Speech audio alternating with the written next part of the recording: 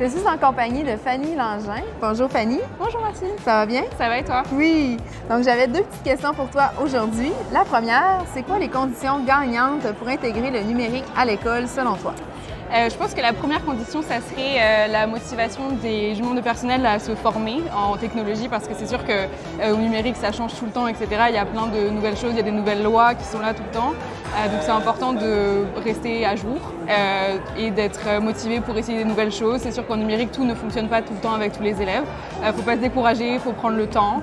Je pense que d'avoir des routines et une bonne gestion de classe, c'est très important parce que même pour les apprenants, c'est nouveau, même si on pense que les plus jeunes sont plus à l'aise avec les ordinateurs, ce qui est vrai comparé aux générations d'avant, c'est quand même nouveau pour eux d'utiliser des nouveaux outils tout le temps.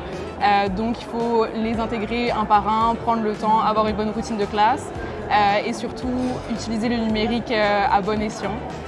Donc pour des tâches spécifiques voilà. D'avoir une intention, c'est ça, en fait, une intention pédagogique derrière. C'est bon. Puis maintenant, est-ce que tu pourrais me parler donner un exemple de projet que tu connais, que tu as réalisé ou qui a eu du succès dans ton milieu? Moi, une de mes spécialités, c'est la ludification. Donc, c'est sûr qu'il y a beaucoup d'activités de ludification que je mets en place avec les enseignants. Par exemple, l'année passée, j'ai fait un jeu d'évasion pour des élèves de 4e année qui était moitié numérique, moitié physique. Okay. Donc, le pitch, c'était qu'il y avait une tempête de neige en dehors de la classe et qu'il fallait trouver certains objets, donc une pelle, une lampe de poche et des clés pour pouvoir sortir de la classe et partir en vacances pour les vacances d'hiver.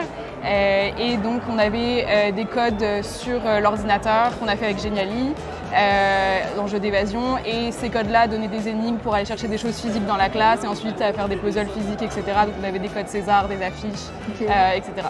Donc, c'est vraiment un mélange du numérique et du physique ensemble. C'était une activité d'1 heure pour les 4e années en français. Super. Bien, merci beaucoup. Merci beaucoup. Merci.